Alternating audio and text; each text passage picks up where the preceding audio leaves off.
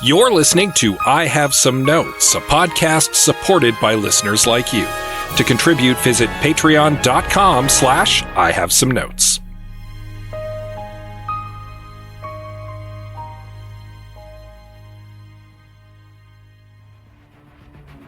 Here's a pitch, an animated rock opera about a band using the power of music to ward off demonic forces and defeat a sinister older musician. We can get rock stars to sing original songs and everything. Oh, sweet. And some of the characters are anthropomorphic mice like Disney characters. Some? Yes. I have some notes.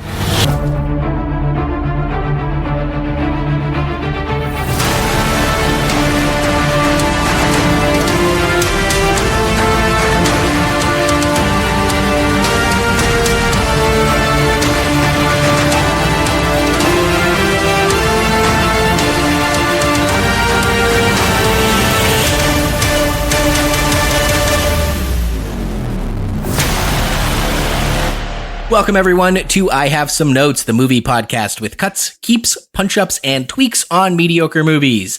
I'm Liam Creswick. I'm Scott C. Bourgeois. And I'm Greg Beaver. And today we are discussing Rock and Rule. And for today's episode, we are also joined by a guest that, dare I say, rocks and rules in his own right. You may know him from the Movie Jerks podcast, the Movie Jerks YouTube channel, great performing artist here in Edmonton that I know through my experience in comedy. I'm so excited to be podcasting with this guy once again. It's JP Fournier, everyone. Please welcome JP. Hello. Thanks for having me. Yeah, thanks for coming on. Yeah, it's been a while since I've chatted with Liam in our own podcast. Yes. So when the Movie Jerks was releasing regular podcast episodes, I was a frequent guest many years ago. In fact, possibly even before I met Greg and Scott, I was a guest on the Movie Jerks. So I'm excited to be able to repay in kind and have you on my movie podcast now. Yeah, so. For sure. Well, it's been 3 years since we've actually done the Movie Jerks. So like we did it for 10 years.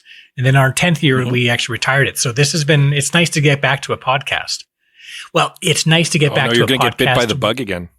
Well, I don't know. I was actually on a couple of them just this last year for stand-up comedy reasons, and it was all about Trump. So I'm glad we're talking about something that's not Trump. It's just yes. So thank you guys for having me on. Yes, we're talking about something much more wholesome, though possibly as ridiculous. A animated film from 1983 called Rock and Rule. It was directed by Clive A. Smith, who produced The Adventures of Tintin and Babar and other stuff. Written by Patrick Lubert, Peter Saunders, and John Halfpenny. It stars Don Franks as Mock, Paul Lamont as Omar, Greg Salata as also Omar, Susan Roman as Angel, and it features the music and the voices of Cheap Trick, Debbie Harry, I almost said Dirty Harry, Cheap Trick, Debbie Harry, Lou Reed, Iggy Pop, and even Earth, Wind, and Fire. Catherine O'Hara's in this movie. Yeah. Mm-hmm. And Maurice LaMarche. So this particular film was requested by one of our members of our Discord, Ratlon. Thank you for reminding me that this film existed, because I was first introduced to this film, and what finally prompted me to invite JP onto the show. There was an episode of the Movie Jerks where we did Rock and Rule, and I was like, well, let's get correct. 2 recordings of JP and I talking about this stupid movie to exist in the world. Yeah, but this time you're going to fix this stupid movie. Now, refresh my memory though, because like in the Movie Jerks, like our concept was that we would ask you for a movie that you either hated or that you loved, but everyone you knew hated. So it was something that somebody was passionate about. Was this the one we threw back at you? Because we would always hear what movie they were calling out, and then we would recommend something else close to that film. It's coming back to me. I mean, I did so many episodes, right? I was on so many times. But I think this one was, I think I just told you I liked weird animated. I like weird animated stuff, and you were like, okay. I got weird animated for you. Yeah. Well, this one fits that description for sure. I would like to mention about this one, though. This is Canadian history because this is the first, basically, I guess, animated film that was entirely an English animated film from Canada, done by Canadians, and it had over 200 artists working on it, which is outstanding. Yes, R.I.P. Yes. Nelvana. Mm-hmm. Which Nelvana being the studio that made it. Yeah. Just in the news this year that it got gobbled up by a big conglomerate and shut down. Hooray! Oh, I sad. love capitalism. Yeah, a big loss to Canadian culture there, actually, and that's not me being sarcastic. That's legit. That's a loss to Canadian culture. Oh yeah, for sure. Yeah, I think it's funny watching this because it has that that quality, that Nirvana quality that you can almost like. Yep. You can almost name the production company just by looking at the animation and the character design. Oh yeah, it reminded me of the raccoons. What was it? Is that Yeah, the TV that's- series yeah. they used to be on? That's part of them, I Yep. believe. Okay, that absolutely. checks I thought of the raccoons when I was watching it too. It's got that same kind of look and aesthetic and feel to it.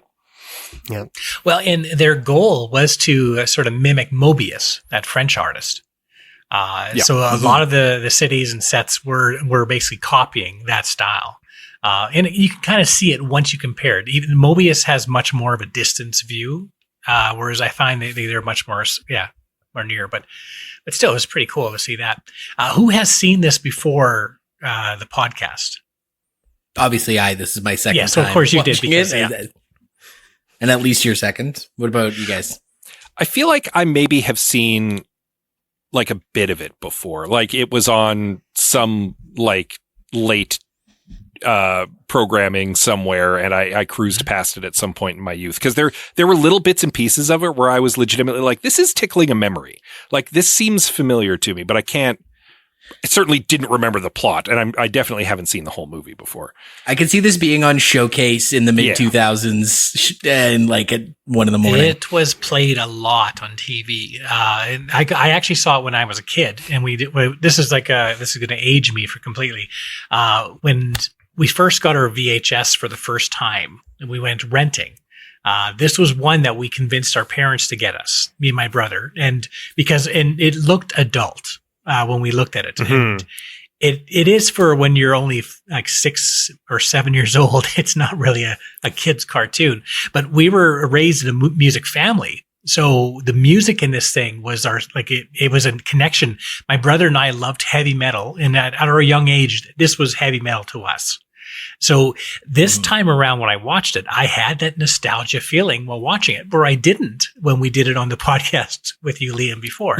So that's a very odd. So maybe it's my age. Maybe I just actually had a nostalgia moment for back when I was young. So I enjoyed it more this time than I believe I did when we saw it maybe 10 years ago. I truly don't remember how I felt the first time I watched it. Like if I walked away thinking like overall it was forgettable nonsense or overall it was fun. I truly don't remember what my take was. But I definitely remembered it. Like I never forgot that I had seen this movie or much about it. But this second viewing, I like it. Like it. I know I called it a stupid movie a minute ago, but I like that it exists. I like what it's trying to do. And it had moments of brilliance. This story gets repeated over and over again throughout history. Even recently, we actually saw kind of the same plot with the Eurovision Song Contest, the story of Fire Saga, the Will Ferrell film. That is not the movie I thought you. I'm familiar with the Will Ferrell film. That is not the movie I thought you were going to pull. Hunters. It's K-pop Demon Hunters. It's the same plot as K-pop Demon Hunters. Okay, I haven't seen that myself, but I do know, and I will be watching that one because I do know how popular it is. No, but this is also. Oh, sorry, you're going to say the Apple as well, the Canon film. No, I Apple? was actually going to mention Interstellar 5555. Oh, the Daft Punk. Oh, cool. Yeah. Rock opera is essentially again much the same story. Yeah. There's no demon in it, but it's also very similar to Phantom of the Paradise. about like a weird old yes. musician manipulating some young people into doing his nefarious deeds and being like, I need her voice for my machinations. Well, this is a Faustian story. Like there's multiple Faust stories, and this is one of the ones that granting the person that wish that they can actually become popular and have talent. So we are getting that in there. But no, I was actually so surprised because the Eurovision is very similar without the devil aspect. Because I was going to say, I'm like, I haven't seen that Will Ferrell movie, but I recommend it. It's not great, but I love a movie that can build up to good music. And that film actually delivered some good music. And so I'm a sucker for the concert movies. That they always get me. So in this case, that film, you have a female who can sing, and then a male who can kind of sing, but is not as popular as the female as she gets going. And they have to join forces at the end. Am I spoiling? Or do we have spoiler alerts on Probably this not. Not too worried about it. We're pretty cavalier about it. Usually Scott says spoiler warning after we've spoiled it. That's about all the effort we put in it. I felt like I was doing that this time. Well, it is one that if you read the synopsis, the synopsis almost tells you how it's going to end. There is a slight little twist on the fable, how it's one voice, but I like their little angle they use at the end of this. But yeah, it's a familiar story. To me, at least, it is. It's definitely like we were saying earlier, a very weird film, and I might take issue with Liam's assessment that there's brilliance at times. I'm not sure if I entirely agree with that. I did enjoy the animation, even if the character design was not really my bag, and that's not the movie's fault. That's just more of like an aesthetic disagreement with me. And but it is weird, and I appreciate like we always say on the show that we like stuff that's at least engaging in that way, even if it's not necessarily the best movie. And I appreciate that somebody out there is going to really enjoy it and like enjoy it as a cult classic. Not me though. I really did not enjoy watching it at all. I'm not much of a movie music type guy, so it had a lot of things going the opposite way for it before it even started. So I was not really primed to love it, but I do appreciate the fun rotoscoped animation and things like that.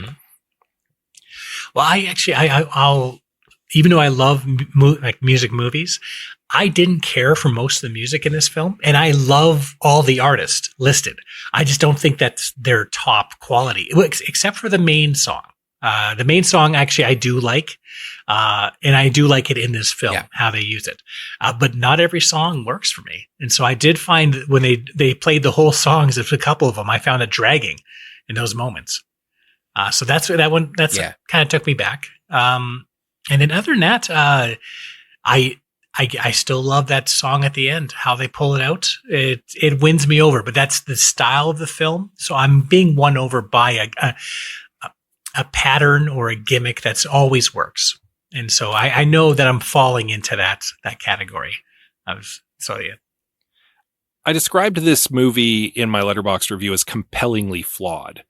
And I stand by that. Like in that, like, it's disjointed and it's messy and it would be a stretch to call it good, but it has something. There's a spark there that kind of drew me in, and I found myself enjoying it almost in spite of it. But again, I don't know that I would call it a good movie. But here's the weird thing. I would recommend people watch it. Because that's a good way to put it. Because it's so wholly unique that it's worth just experiencing. Yeah, even the slice of Canadiana of just like, hey, here's the first animated movie Canada ever made, and it looks like a drug trip fever dream. Sorry to interrupt, but Canada's not even mentioned in the film, but somehow it feels Canadian while watching it still. And it's maybe because we're aware of Canadian animation that we can make that connection. Like prime example, to the raccoons or some of the Christmas specials they had. So it does seem familiar, but yeah, It's an odd film. I kept thinking of Bakshi's Lord of the Rings when I was watching this, and I haven't even seen that movie. I've just watched the Folding Ideas video essay about it. But the weird animation and the someone just trying to get something done, that kind of guerrilla animation type thing going on. That's what the sense I got out of it. I unironically love the Bakshi Lord of the Rings. I rented it a couple times when I was a kid. And if you want to talk about a weird, nostalgic movie for someone, that's definitely up there for me. Yeah, Again, not saying it's good, but it definitely takes me back. Well, and actually, this time around, I was looking at it as a cartoonist point of view. And because they use so many different styles of animation in this film, I think anyone who's into basically animation or is an artist themselves that do their own art, I'd recommend watching it just for that reason. Because even like the monstrosity at the end, when the villain turns into morphs into another monster, I was actually really fascinated with how they did that. It looks not great by today's standards. But it's still very cool because it's so unique and it's such a contrast to all the other art in the film. So it does feel like a monster in there. Yeah. Yeah, I actually, I flatly disagree. I think it looked rad. I think it was one of the best animated pieces in the entire movie was when that monster came crawling out of another dimension because it looked wrong. It looked like it didn't belong in the animation that it was in. And it was perfect because of that, because it's supposed to be from somewhere else. And I just thought it was just like a brilliant little stylistic choice. And I absolutely loved it. It was my favorite set piece in the entire movie was them fighting that weird demon from another dimension.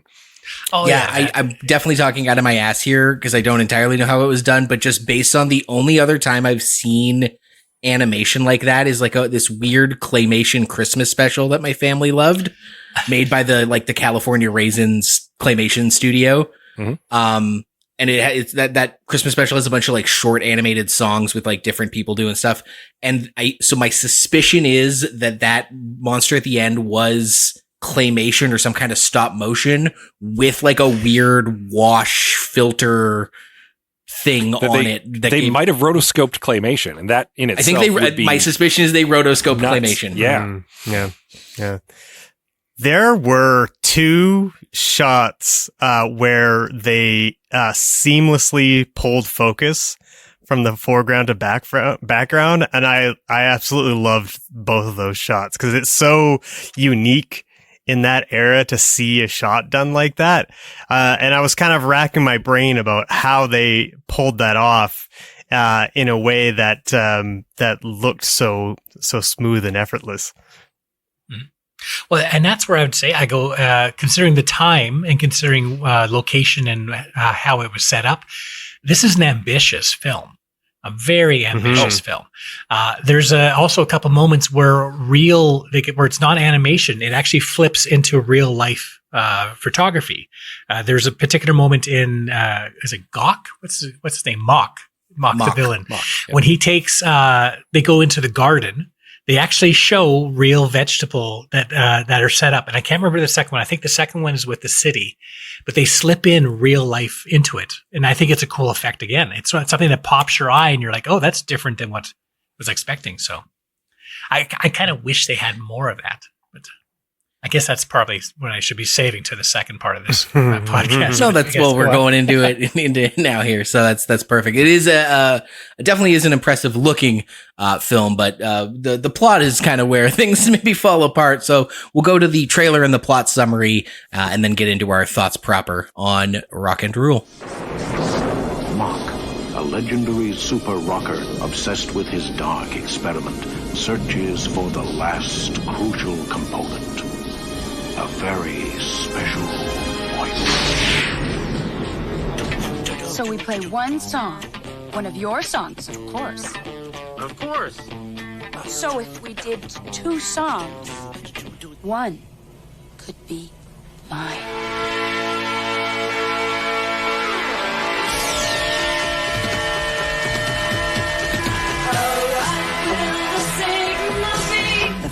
vibrations of this voice will create the doorway through which the being will enter this dimension. The ring I designed will identify the exact voice frequency. Yes, thank you. In the post-apocalyptic wastelands of the United States, a narcissistic entertainer with ridiculous hair and a pile of laundry for a face aims his unchecked power on ending the world out of spite. Weird, that sounds oddly familiar. Anyway, Mock Swagger is building an Armageddon key to raise a demon from the depths of rock hell. When he takes in the performance of foursome Omar, Angel, Dizzy, and Stretch, he realizes Angel is the voice he needs to complete the demon summoning harmonics. He invites the band to join him at his mansion and immediately does bad guy things, like hypnotizing Omar, Dizzy, and Stretch, and kidnapping Angel. He takes her to Nuke York, where he plans to disguise his summoning as a big, juicy rock concert.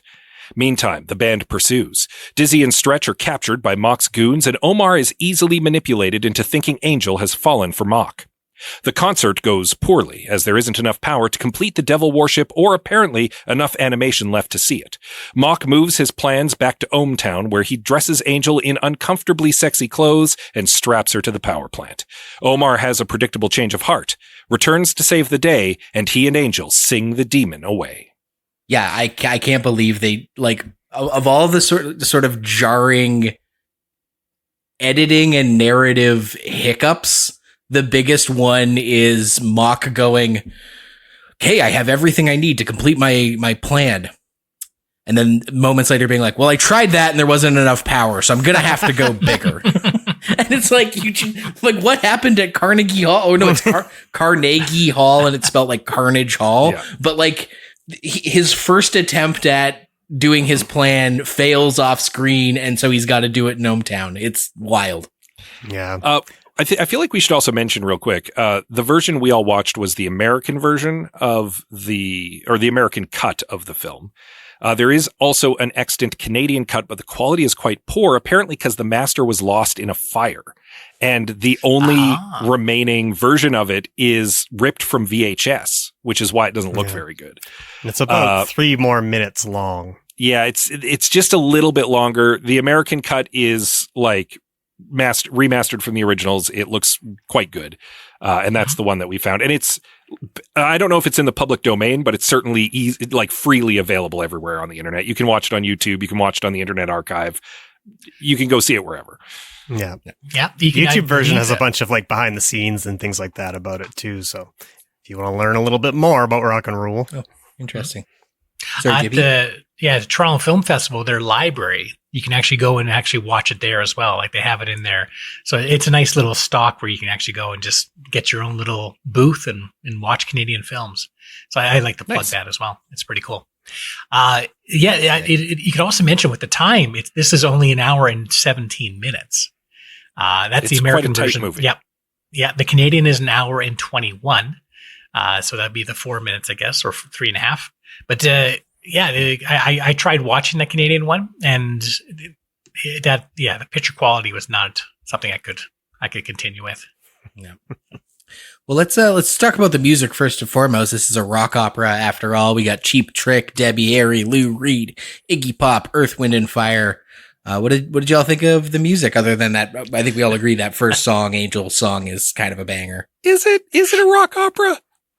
Okay, we're gonna revisit that statement in the next. Yes, because I agree. I'm like, for a musical, they sure No, let's get into it now. There are songs throughout. The soundtrack itself is good, but there are, if I'm not mistaken, maybe 3 uninterrupted songs where the characters are performing it in the narrative. Am I accurate? The very first one. Yeah. Mock's big villain song, and the end when they fight the demon.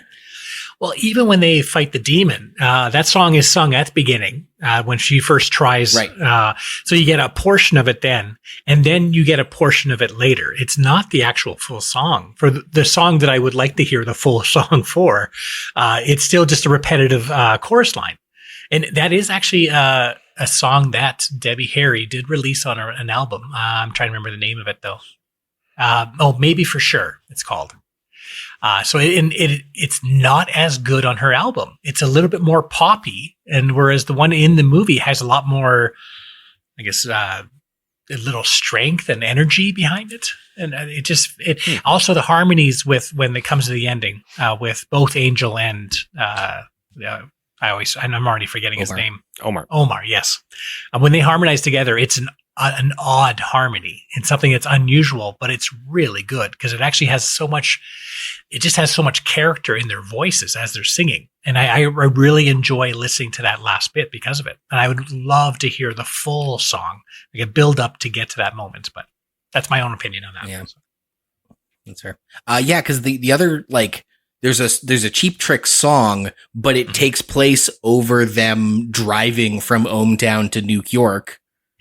And then also there's the Earth, Wind and Fire song is just what's playing in the background at the disco when they're following around the big titty lady on roller skates. That was Earth, Wind and Fire's big contribution, was the background to the disco scene. Cindy, one of the best characters in the movie. Thank you.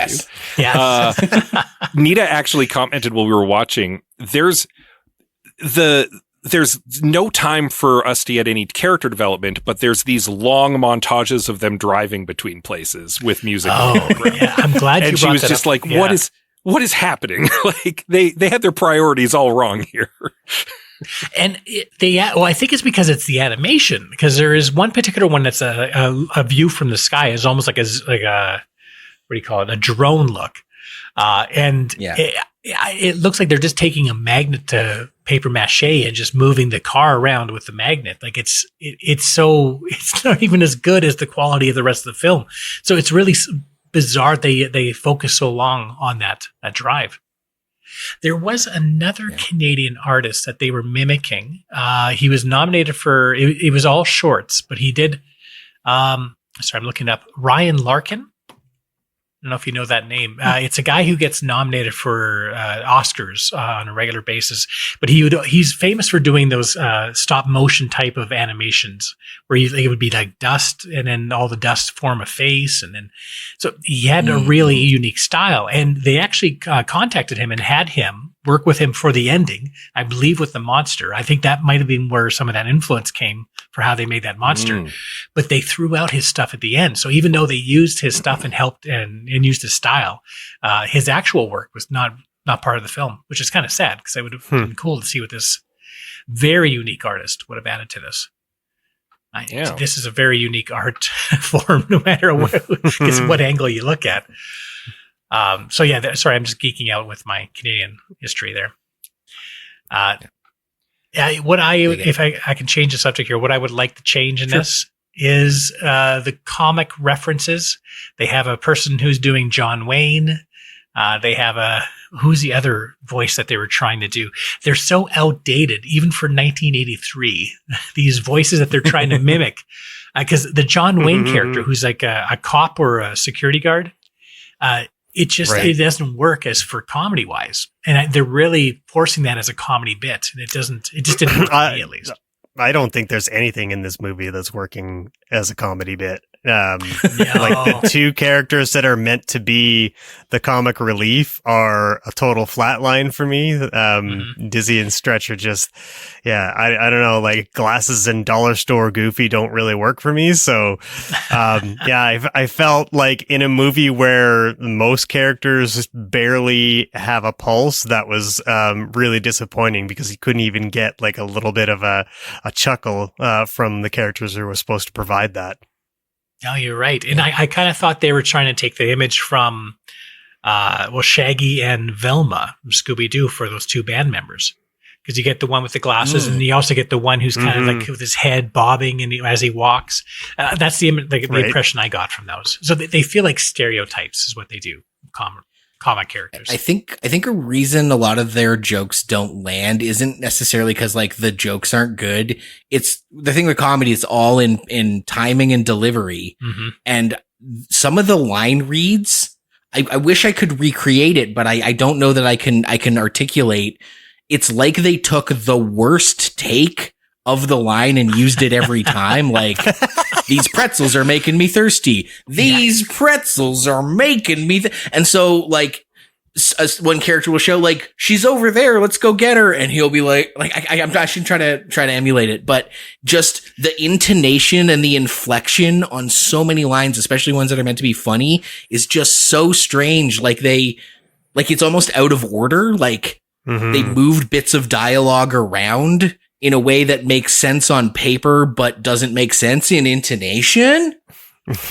I say, when you combine that with the horrendous editing in this movie, like that, and I mean, like you say, Liam, comedy is all about timing, and this movie fails to cut from shot to shot, in a way that feels smooth, and you feel kind of like, spatially you're very confused most of the time, I find, and you're transitioning from scenes without a lot of cues that you would be normally used to, especially in a modern film. So it really, it's not a hard plot to follow. And once you get to the next scene, you're kind of playing a little bit of catch up, and then you're fine. But it's still, feels like you're, stubbing your toe every time they make a cut. Yeah, it reminds me of when you were watching a movie, any movie, and you're kind of falling asleep, but you're like trying to stay awake. You want to be watching the movie, and you kind of nod off for a second. And when you come back to, you're like, did I miss 2 seconds of movie, 2 minutes of movie, or 2 scenes of the movie? I kind of can't tell, but like, I also kind of can tell. I'm picking up what's happening. They were in the front, now they're in the back, and or whatever. Like they were outside, now they're inside. It tracks. It feels like you're on the nod. Like it feels like you're dipping in and out of consciousness. But there were a few scenes where I was legitimately unsure which characters were in the room. Like I just completely lost track of who was supposed to be in there. Yeah, so that part of it was frustrating. Yeah, the 2 sidekick characters aren't the only ones who are underbaked in this movie. Pretty much all of the protagonists are. Yep. Angel is kind of just there. Omar is very underdeveloped and mostly just a complete jerk and very unlikable. The honestly best developed character in the entire movie is Mock. Well, yeah, I also liked his goons, his 3 goons. His goons are awesome. Yeah, that's fair. I like the look of them. Yeah. I like their characters. And I actually did feel bad when one of them has close to the ending, when one is holding his other brother.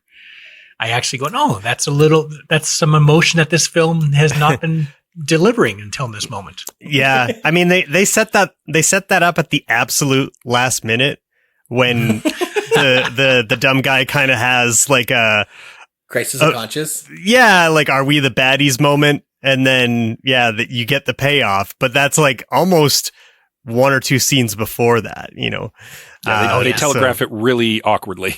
Mm-hmm. And the middle brother just disappears, and Cindy just disappears. Yeah. So the sister and the middle brother are just not involved in the climax. Well, I think it would be no surprise to know that they didn't have a script finished before they started doing this and started filming the animation and doing the voices. Oh, yeah. So the script is definitely that's what it feels like. Yeah, and it is something that they were struggling as they were doing the animation and changing it. So that it really feels it. There's no hiding that here. Well, then let's get into fixing the script, because there's lots to look at here that's great. There's lots to listen to that's great, but beginning, middle, and end is what I think we can fix here. So on the other half of this episode, I have some notes we are going to fix. Rock and rule. I'd like to get more reading done, and joining a book club seems like a good idea, but I don't know.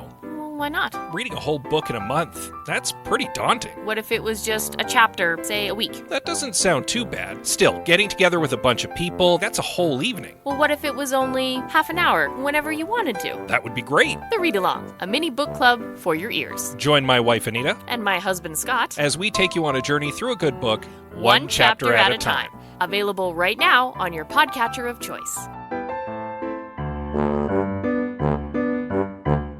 Welcome back to I Have Some Notes. We're fixing rock and rule. And yes, before the break, I said the beginning and middle and end are the problem. And I just meant that as in aesthetically, it's fine. And musically, it's fine. It's the story that's the problem. But Greg pointed out that I just said the whole movie was a problem, which is true. Beginning, middle, end, script, all sorts of stuff to fix. Can I start with my one big fix? Other than like smooth out the animation, don't make it feel, or the editing, don't make it feel like a fever dream. Of all the songs in the movie, Mock's big villain song sucks. It's so lame. He's played up to be this big, like Mick Jagger, but also like a wizard, and he's gonna summon a demon to take over everything. Like he should have like the bangingest, evilest, rockinest villain song, and it's "My name is Mock. Thanks a lot. You think I'm lying, but I'm not." Repeated like 12 times to the simplest 4/4 beat. There are nursery rhymes with more musically interesting choices and nuanced lyrics than this. So just even off the dome, it would be better if it was "My name is Mock. I'm the god of rock. You think I'm joking, but I'm not. My name is Mock. I'm so cool. And with my demon, I will rule." Is that great? Is that brilliant? No. Is it better than what was there? I think so. And you've got Lou Reed to sing it. You've got Lou Reed singing the dumbest song I've ever heard. Further to that, I'm gonna stretch that point out a little bit. Yeah. I think there should be more music in this rock and rule movie. I think this should be a rock opera. I think in every scene, the characters should be singing the plot. And they should be talking as little as possible. There should be just a little bit of interstitial talking here and there just to cue up the next power ballad or whatever. And that, believe it or not, would solve the problem of underdeveloped characters, because if the characters are singing, they're automatically going to be more emotive. They're going to be singing about their motivations and their feelings to each other and about themselves. And you're going to get more depth of character automatically. So huge missed opportunity for the movie about rock and roll, literally named Rock and Rule, to not just be a rocking rock opera. And correct me if I'm wrong, but I think that Mock song is the only one that is sort of singing the plot a little bit. Is that correct? Or more or less something? In so much as that his name is Mock and he thanks you for it. I guess that's part of it. His name is Mock, and that's part of the plot. I suppose that's as close as we're going to get. My name is Mock, and I'm part of the plot. You're all caught up. Thanks a lot. JP, do you have any sort of like? Well, I agree with that. I agree with that, like the opera part, because that would be. I think this story and the characters and the whole setting would fit that enormously. Mm-hmm. But again, like that's it's unfortunate because back then when they were dealing it, they were rushing everything and trying to get it done to write every song. They didn't even have a script completed when they first started getting all the animation done. So like as great as that is, like I know that they didn't have that as an option back then.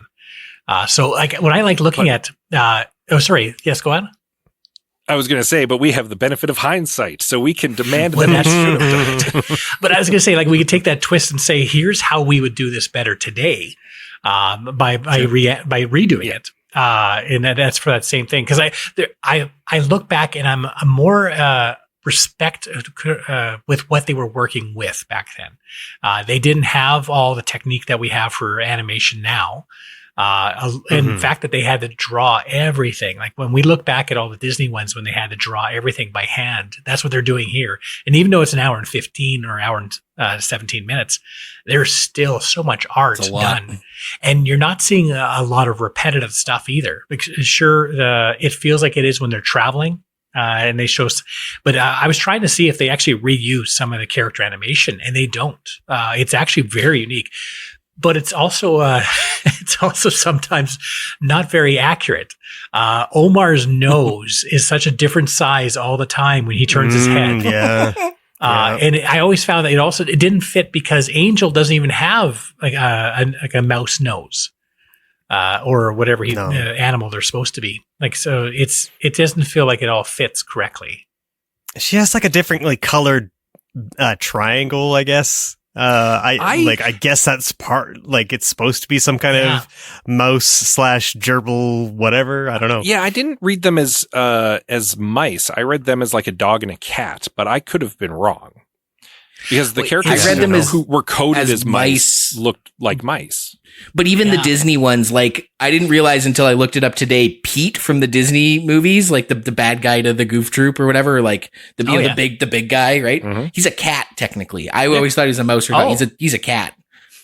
Yeah. Goofy's a dog, Mickey's a mouse, but he's a cat.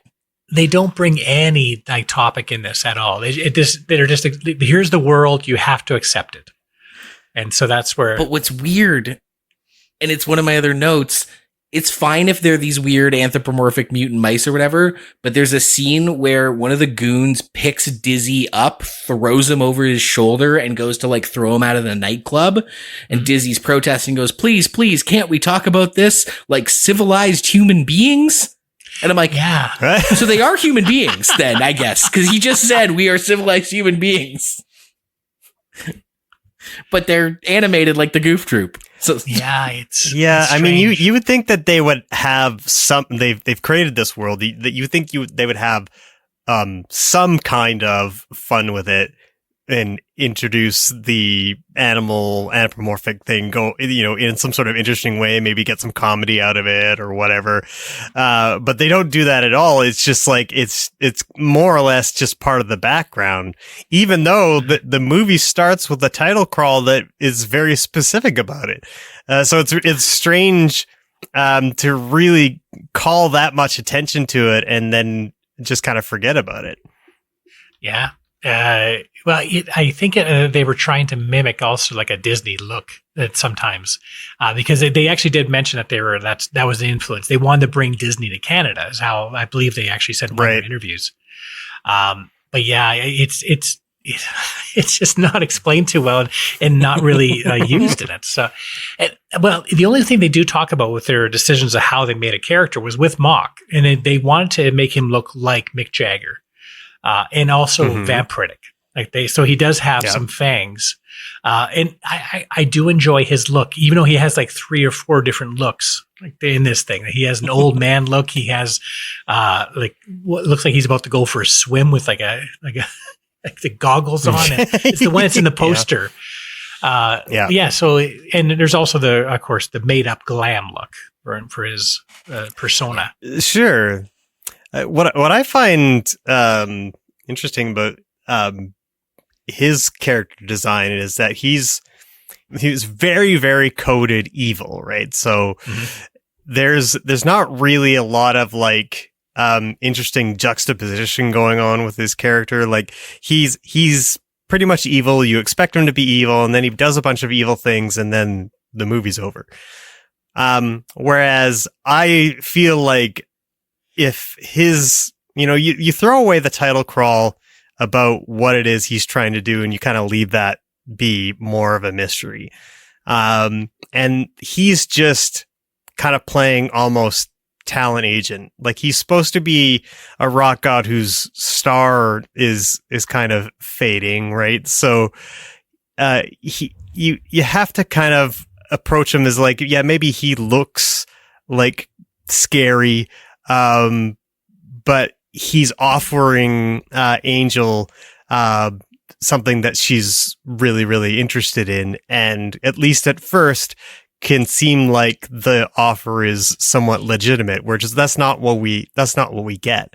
And I also think like because the movie, the world that they inhabit feels incredibly empty. Like the bar that they're playing at is empty as far as I can tell. There's I don't know who they're playing to. The concert, the first concert that Liam mentioned is like, it just happens off screen and doesn't exist. And then when we get to, like the power plant concert, that I think there's like a couple shots of crowds, but it's very nebulous. And like, even when they're out, there's a shot of like thousands of people. Like it's a huge concert.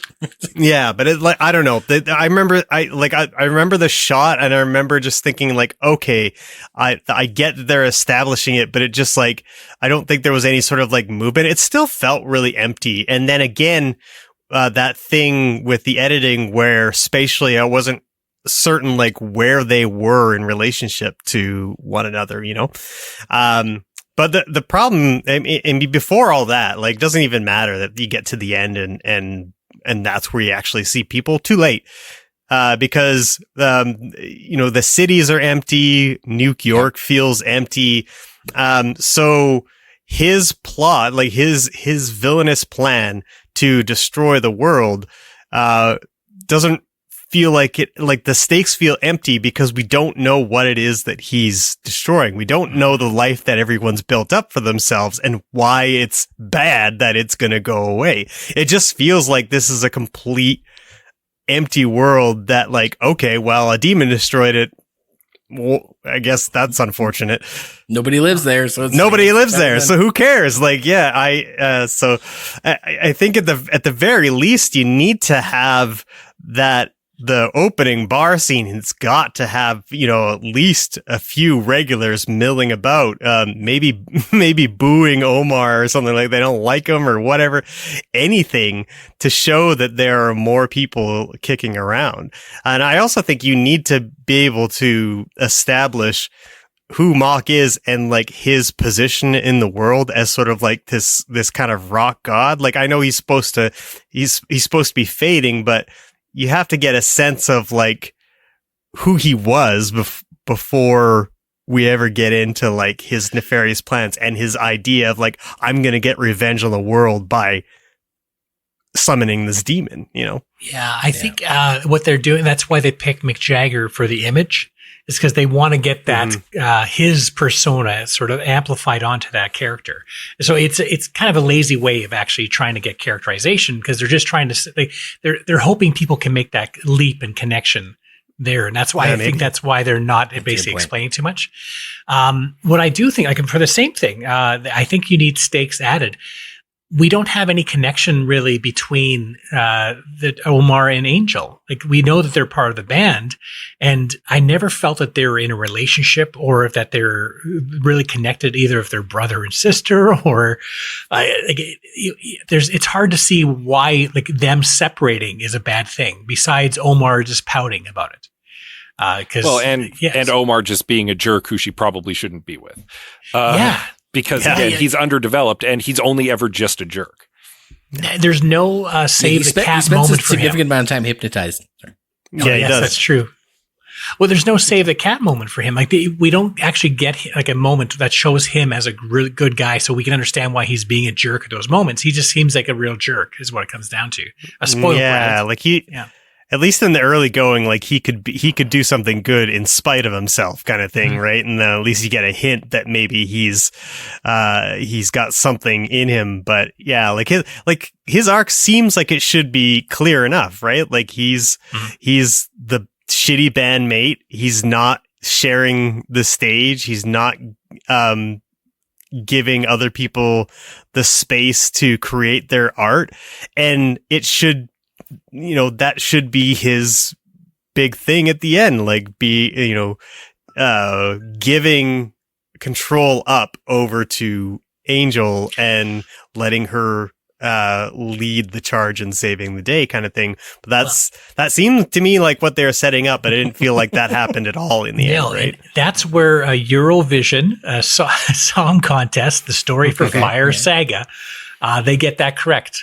Because it's the same type of thing where they actually have the two. Right. One becomes famous, and then one's going on without the other one, and then they find their voices together at the end. But Will Ferrell, basically, he hands over the stage to her at the end. He basically knows. He just backs her up as Harmony. Whereas this one, they try making it like they have to unite to become more powerful as a musician. You don't get that. Which means the movie... Yeah, the movie really needed to spend time showing that they are good together and diminished apart, and it doesn't do that. That's a great way of putting it. Yeah, she would have been fine without him. She's fine with him. She's also fine without him. And like the hacky prophecy, like we can only be defeated by nobody. He's like, oh, good. Nobody will do it. And it's like, oh, because it's not nobody. It's not any one two person. people. Yeah. Defeated by one voice.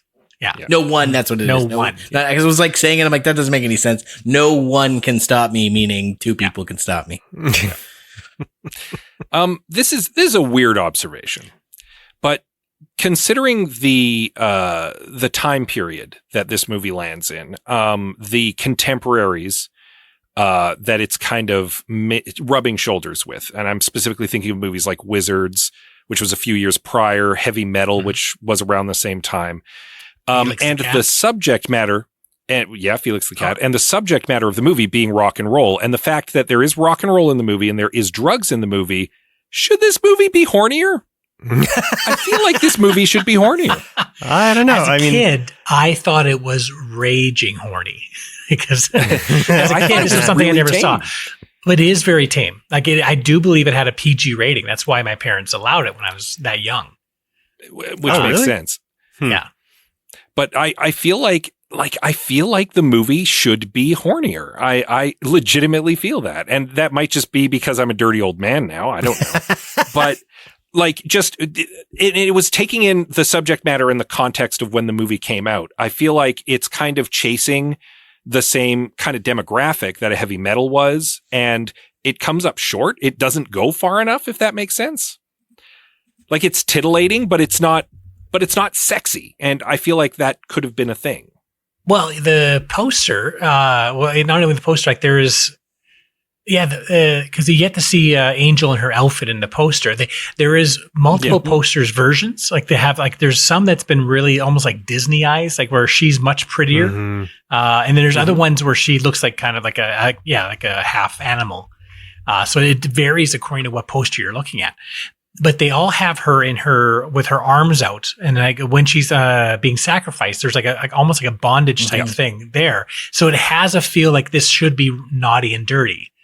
So I understand that. Even the poster I felt kind of portrayed that, but didn't quite get there. Yeah, it doesn't quite go the distance. It's like they kind of wanted to, but they didn't. Like so much of this movie, they didn't actually stick the landing on it. Yeah, a lot of half measures. Yeah. I wonder if that could be because this being one of the first Canadian feature animation films, could they be actually gearing it for TV instead? It might be a case where they were playing it safe, thinking that we need to know what venue we're going to be showing this on, either TV or because I don't think it went to many theaters if it did. Yeah, that's very possible that they walked up to the line, but then pulled it back a little bit so that they could get a wider audience, maybe. Yeah, maybe they only showed 3 minutes. That's the 3 minutes we're missing. Is that sexy all the horny stuff? Yeah, is shot with some boobs or something. Yeah, yeah. It did have a very limited theater run, and according to Wikipedia, it made $38,000. So, It cost $8 million to make, so that's a bomb. That's the definition of a bomb. Well, I wonder if it made its money back on TV because it got played a lot in TV. I do remember that, so maybe it got older movies like that. Definitely had a lot more avenues of making their money back compared to what movies are like today. So well, this was also especially hard with the CanCon angle. Yeah, I do believe this was a hard one to get when it comes to like DVD and Blu-ray. The release was not there for several years. I think we had trouble getting it when we had you on the podcast, Liam, like 10 years ago. Yeah, you own a copy? Or? I own a copy now, but it took a while for that to be copied. And I don't know if it was Blue Underground or it's a company that does very obscure cult films that had to release it. It's lent out. I had to actually download this one for this podcast. But I did actually get a copy after we did that podcast. I'm a collector, so nice. Yeah. So if I'm keeping track correctly, some of our pitches for Fix were just cut the title crawl at the beginning and let Mock be more of a mystery. Correct. I think we all would like to see what happened at Carnegie Hall. Yeah. Just put that scene in there. Just put the scene in. I want Mock's song to be better. I want some Oogie Boogie from Nightmare Before Christmas nice.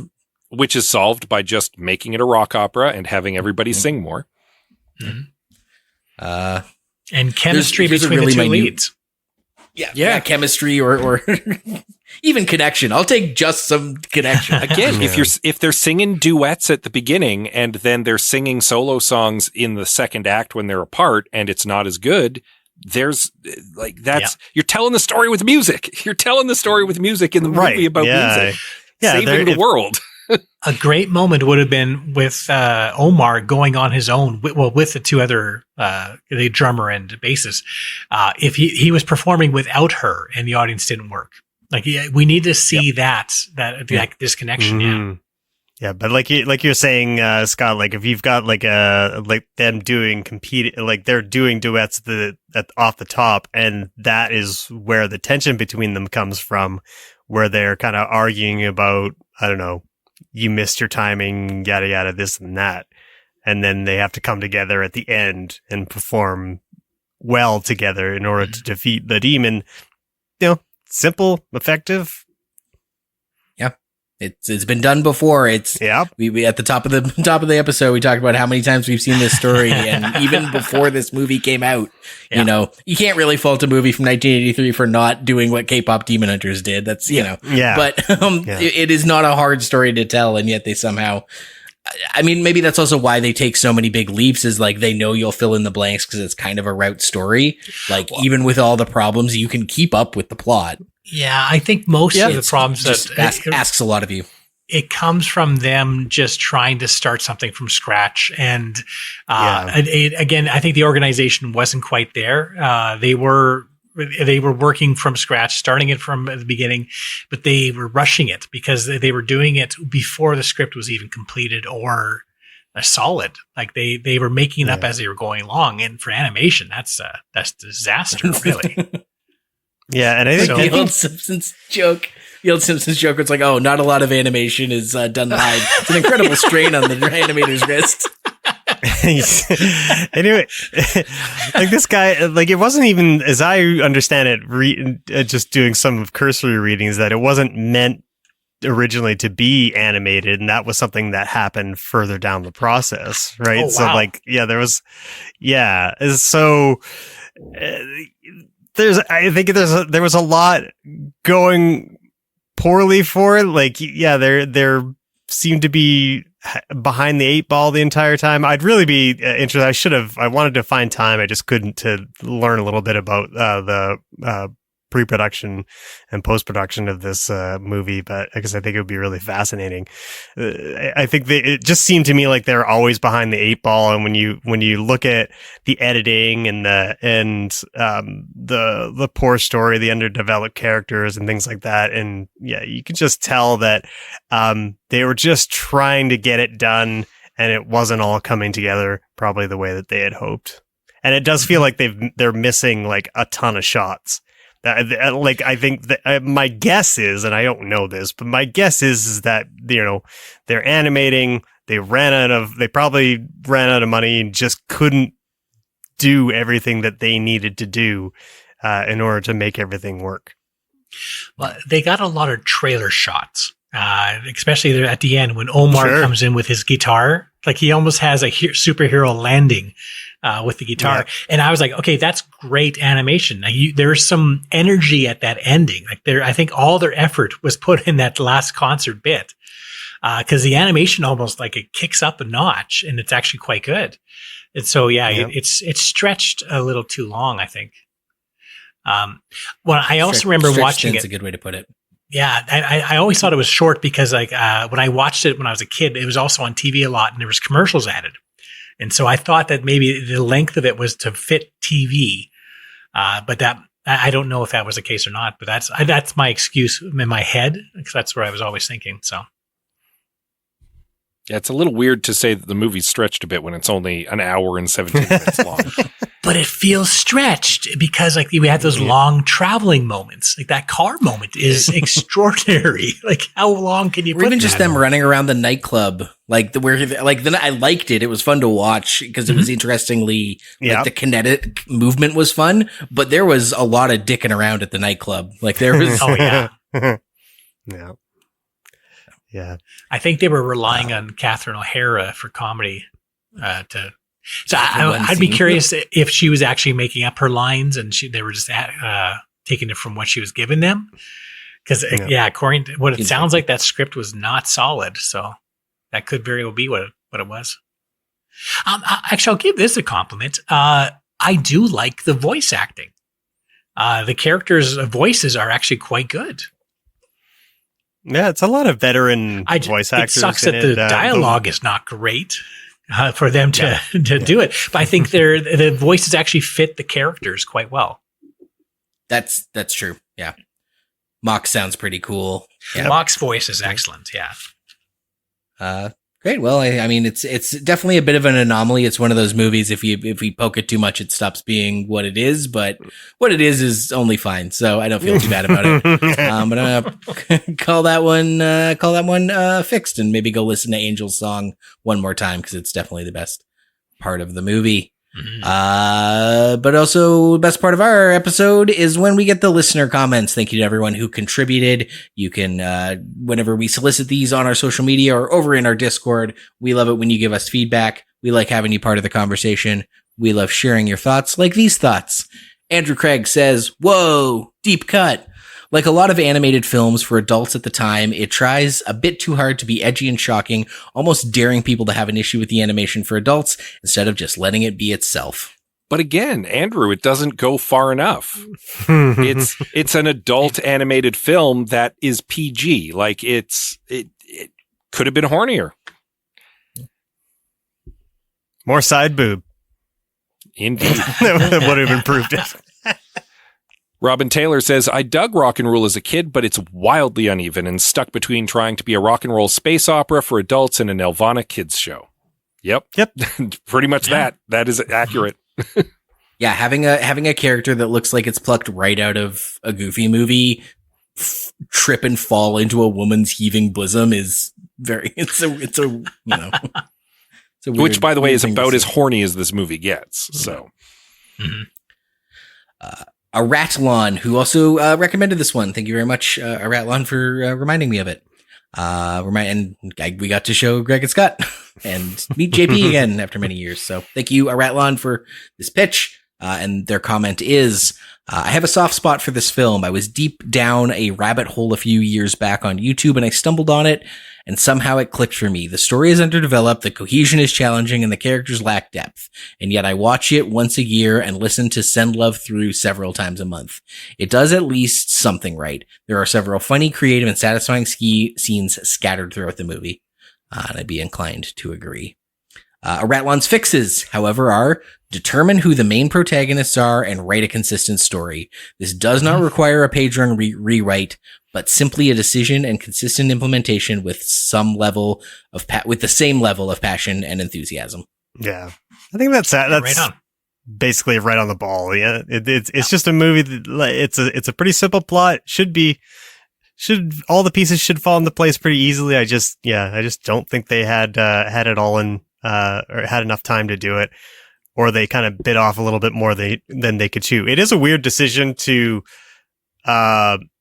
make a rock opera when you're writing it while you're animating it, because musicals, I think, take a lot of planning ahead of time, like to make music that works with the movie and the plot. That's probably and why then the songs don't fit.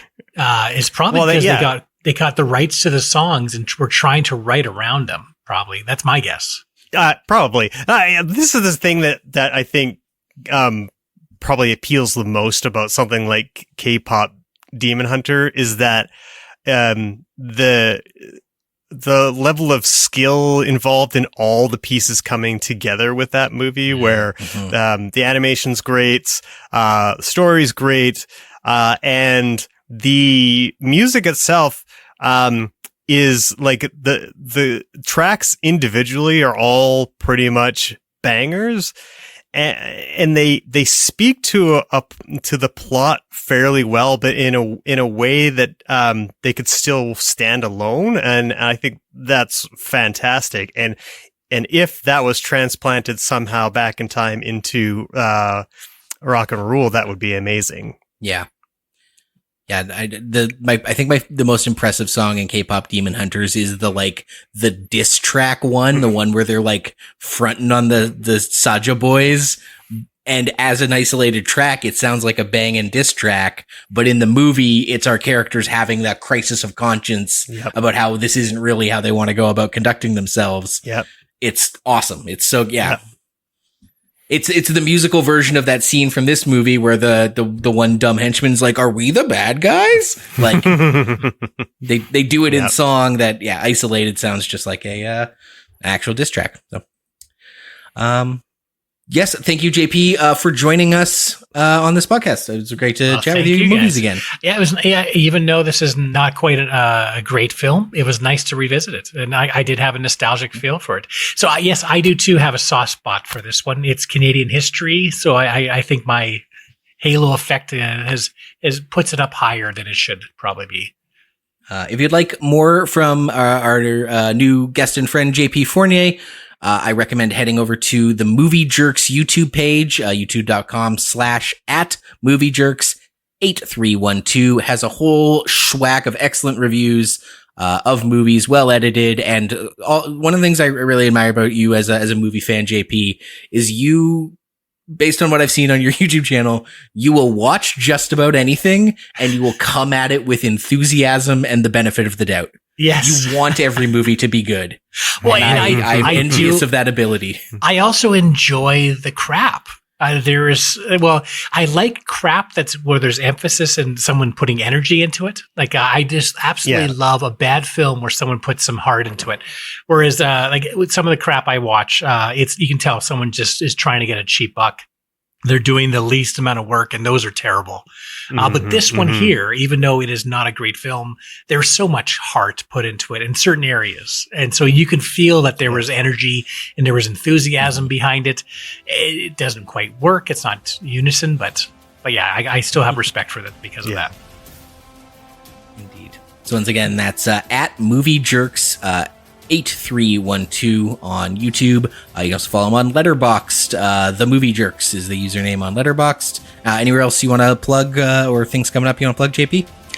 No, I was going to plug the $4.99 Teen Burger at A&W, but that's going to be done in 2 days. So, oh well. Another piece of Canadian history. You love to see it. With that said, you can also follow us. You can follow us over at ihavesomenotes.bluesky.social. We're at ihavesomenoteспod on Instagram and over on Facebook. We're at ihavesomenotes. But again, as always, the best place to talk to us, go talk to us on Discord. We have a Discord server. We're always having great conversations there, getting suggestions like this for movies we should cover on the podcast, getting great feedback, talking about whatever. You should come and join us right now. You can find the link on all of our social media accounts, on our profile at ihavesomenotes.com, and probably right below where you're listening to this. Also, you can give us a little rating and review on your favorite podcatcher, because that, as always, helps us out just a little bit. And you can head on over to patreon.com/ihavesomenotes to become an armchair screenwriter. For just $4 a month, you get access to bonus episodes, old and new, as well as a shout out on the podcast. Like these folks I'm going to shout out: Karen, Sharon, Tack, and Robin. Thank you all. We really appreciate your support. And we're going to complete the mission in 2 weeks, as it were, by taking on Mission Impossible Final Reckoning. So catch up with us then. Until then, I'm Liam Creswick. I'm Scott C. Bourgeois. I'm Greg Beaver. Keep watching the skies.